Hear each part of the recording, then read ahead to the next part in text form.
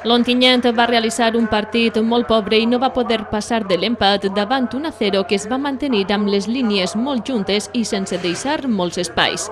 Els locals tornen a pagar car les nombroses baixes que arrossega i que obliga a Mollor a recol·locar a jugadors en posicions menys habituals del normal. Malgrat aquest resultat 0-0, continuen segons en la classificació, empatat a punts amb l'Elx il·licita, però perdent avantatge amb el cinquè.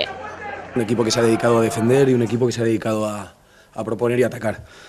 Teniendo todas las ocasiones y el rival, pues bueno, 90 minutos no nos ha tirado entre los tres palos, pero eso no es suficiente para ganar, lógicamente. Si no marcas gol, este partido lógicamente no lo pierdes porque ellos no te tiran, pero tú incluso tirando bastantes ocasiones o centro, remates, etcétera, pues no hemos sido capaces de abrir la lata. Ellos han defendido bien y nada, un punto, un paso atrás y a seguir. No me gusta hablar de las bajas, el que sale es porque tiene condiciones para estar aquí, pero sí es cierto que llevamos pues justo 4 semanas con gente fuera de lugar, gente importante que no la tenemos, por tonterías, por expulsiones, por lesiones, tenemos también mucha gente y bueno, lógicamente la plantilla no es que sea muy amplia y si sumamos todo esto pues lógicamente se ve un poquito perjudicado, pero bueno, creo que hoy no ha sido problema ni de bajas ni de lesiones, simplemente ha sido, pues, para mí, falta d'acierto. La valoració meua, des de luego, és positiva. És un punt que, en la situació que estem, sap a poc.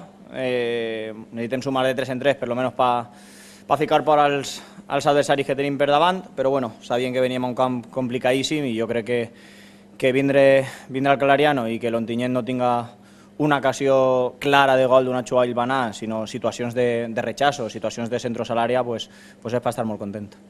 Es va haver de consumir 20 minuts per veure les primeres aproximacions amb claredat per part ontinyentina. Al 21, Juanan remata de cap a Víctor Fuentes, però el baló va eixir desviat.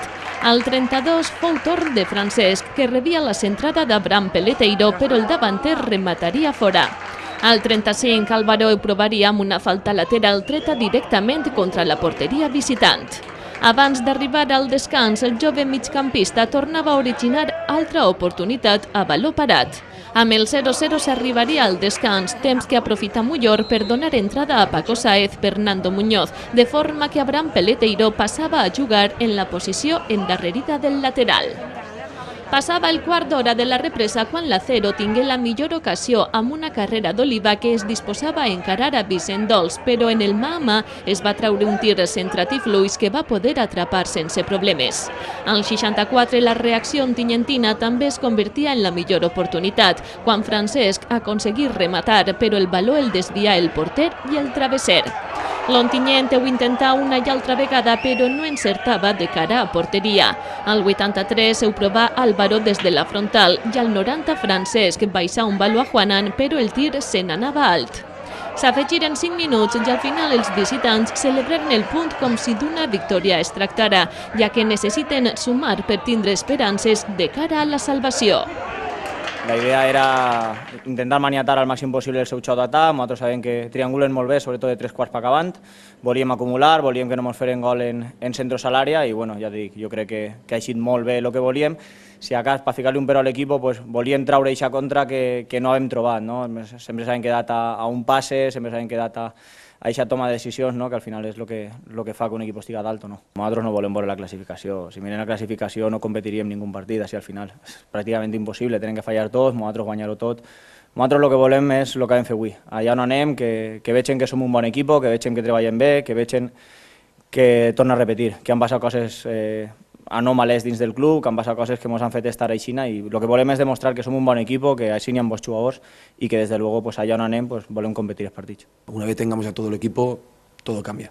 Calidad de entrenamientos, competitividad entre ellos, podemos trabajar muchas más cosas y a partir de ahí yo creo que las cosas van a volver a ser lo que eran, porque al final yo creo que este equipo durante toda la temporada ha demostrado estar entre los 4 primeros y eso es porque trabaja bien, porque sabe lo que tiene que hacer dentro de un campo, pero cuando tienes tantas adversidades, sobre todo en este último mes, pues es mucho más complicado. Y si a eso sumamos lo que estaba diciendo José, de que hay muchas versiones de futbolistas importantes en las que no están bien y no aparecen, pues todo se complica más.